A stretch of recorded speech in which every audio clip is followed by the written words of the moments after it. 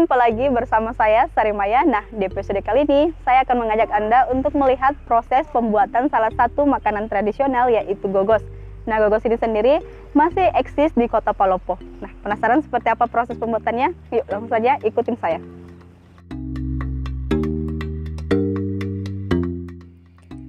Halo pemirsa, para pecinta kuliner khas Indonesia. Kali ini saya akan mengajak Anda untuk mengenal salah satu makanan khas Luwu yang dikenal dengan sebutan gogos. Penasaran kan seperti apa makanan satu ini? Dan seperti apa pula cara pembuatannya? Untuk itu, saya sekarang sudah berada di Kelurahan Rampoang, Kecamatan Bara, Kota Palopo. Di tempat ini, saya akan mengajak Anda melihat lebih dekat proses pembuatan dari gogos ini. Makanan ini sendiri terbuat dari beras ketan yang dicampur dengan santan asli dari buah kelapa yang sudah tua. Paling nikmat biasanya jika dimakan menggunakan sambal serta dipadukan dengan kopi ataupun teh hangat. Untuk membuatnya, membutuhkan proses yang cukup panjang pemirsa. Pertama-tama yang harus disiapkan adalah daun pisang.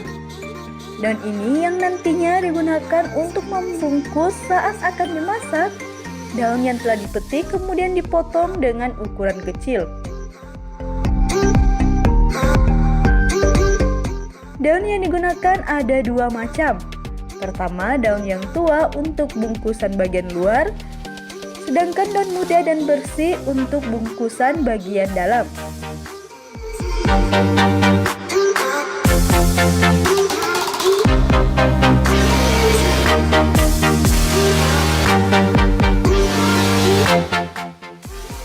Setelah itu kita siapkan beras ketan hitam, kalau di daerah Luwu Raya disebut beras pulut. Hal ini didasarkan pada beras saat diolah menjadi nasi hasilnya cukup lengket.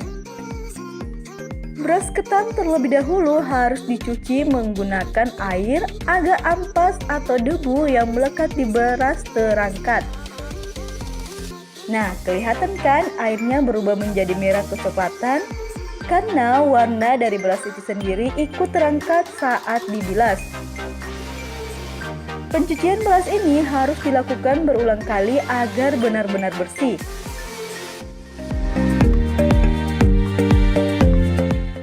Setelah selesai, beras kemudian ditiriskan dan dipindahkan ke dalam dandang.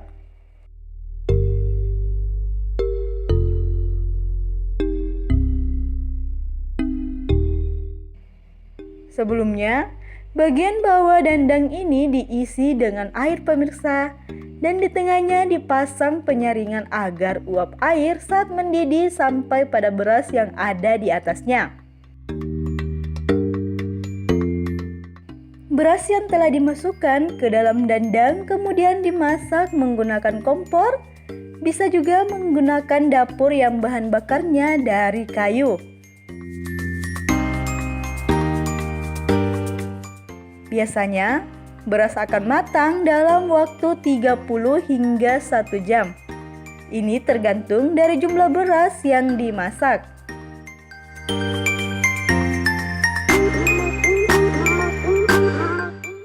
Sembari menunggu beras matang, bahan selanjutnya yang harus disiapkan adalah santan. Terlebih dahulu kita akan menyiapkan kelapa. Kelapa yang telah dibelah dipisahkan dari kulitnya secara perlahan agar kelapa ini tidak hancur. Setelah selesai, kemudian diparut agar nantinya kelapa berubah menjadi serat-serat kecil.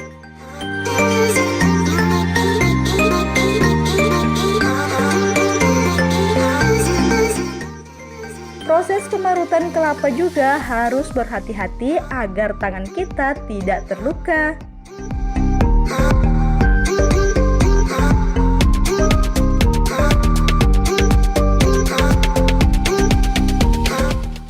Hasil parutan kelapa ini kemudian dicampur dengan air hangat untuk memperoleh santan alami. Parutan kelapa kemudian diaduk secara perlahan agar saripati santan keluar dari dalam ampas kelapa. Parutan kelapa ini kemudian diperas sedikit demi sedikit agar santannya terkuras. Santan yang dihasilkan kemudian dipindahkan ke dandang dengan menggunakan penyaring agar ampas halus kelapa tidak ikut terbawa.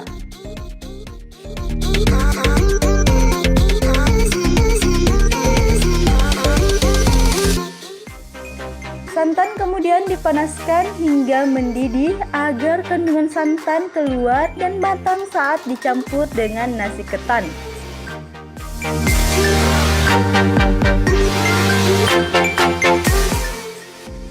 Hal yang tidak kalah penting untuk disiapkan adalah sabut kelapa. Sabut ini dipakai sebagai bahan utama untuk memanggang gogos. Kualitas bara api yang disajikan sangat bagus sehingga tingkat kematangan gogos terjaga.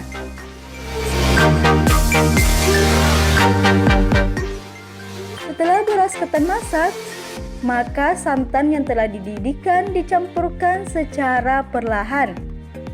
Setelah itu, diaduk agar santan menyatu dengan nasi ketan.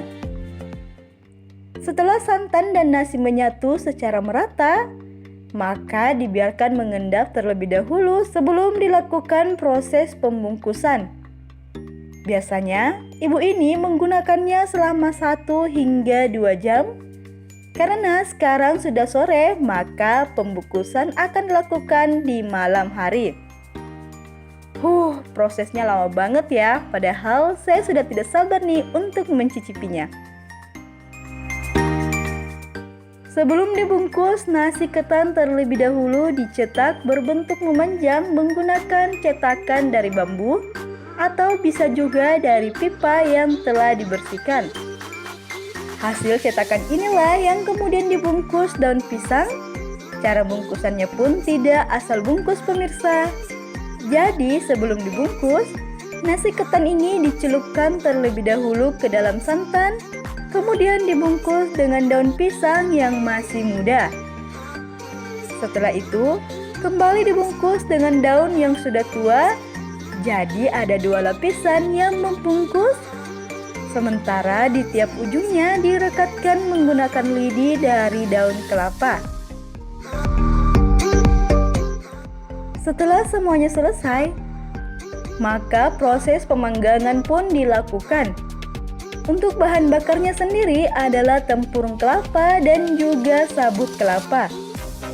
Kedua bahan ini mampu menghasilkan bara api yang cukup untuk membuat nasi ketan yang telah dibungkus matang.